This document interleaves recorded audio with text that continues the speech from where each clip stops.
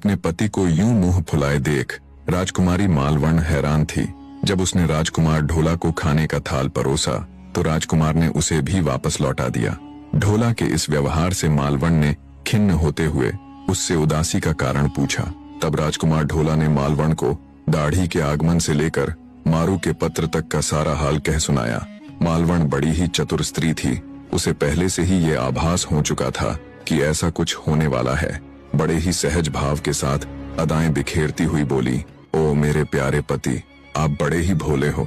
बचपन के दुष्ट गृह का दुर्योग टालने के लिए एक नीच घराने की लड़की से आपका विवाह कर दिया। अगर आप उसी नीच घराने की लड़की के पास जाने की बात कर रहे हैं तो बेशक जा सकते हैं, मैं आपको बिल्कुल भी नहीं रोकूंगी।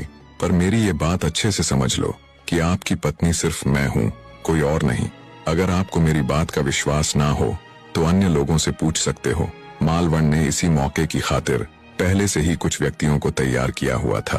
मालवण के भय से उन सभी ने उसके कथन को सत्य बताते हुए उसकी पुष्टि की, पर राजकुमार ढोला को अब भी मालवण की बातों पर विश्वास ना हुआ। अंततः उसने एक धनवान पुरोहित श्री कर्ण को सत्यता का पता लगाने के लिए पूंगल भेजा। उधर पूंगल में राजा पिंगल द्वारा भेजा हुआ दाढ़ी यानी भामसेन वापस पहुंच चुका था। उसने राजा पिंगल को शुभ समाचार दिया कि जल्दी ही राजकुंवर ढोला मारू को लेने के लिए यहाँ प्रस्थान करेंगे। भामसेन की बात सुन राजा पिंगल और रानी उमादे अत्यंत हर्षित हुए। भामसेन ने राजकुमार ढोला का लिखा हुआ वो पत्र भी राजकुमारी मारू के हवाले कर दिया।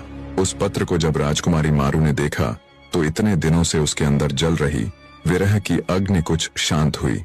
वो खुश थी कि जल्दी ही उसका पति उसे लेने के लिए पूंगल आने वाला है। लगभग 10 दिन की यात्रा के बाद राजकुमार ढोला का भेजा पुरोहित श्री कर्ण भी पूंगल जा पहुंचा। राजा पिंगल ने जब पुरोहित से उसके आने का कारण पूछा तो उसने बताया कि राजकुमार ढोला ने उसे राजकुमारी मारू के साथ हुए उनके विवाह की सत्यता का पता लगाने के लिए पूंगल भेजा है।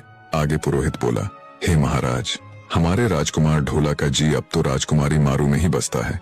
ये जानकर राजा पिंगल अत्यंत हर्षित हुए। उन्होंने पुरोहित का अच्छे से आदर सत्कार किया। सब कुछ जान समझकर जब पुरोहित वापस नरवरगढ़ जाने लगा तब राजकुमारी मारू पुरोहित के पास आई और उसके सम्मुख अपना दुख व्यक्त किया। तब पुरोहित राजकुमारी मारू से बोला, हे राजकुमारी, आप अपनी चिंता को बिल्कुल त्याग दो, क्योंकि बहुत ही जल्द राजकुमार ढोला मुकलावे के लिए यहाँ आएंगे।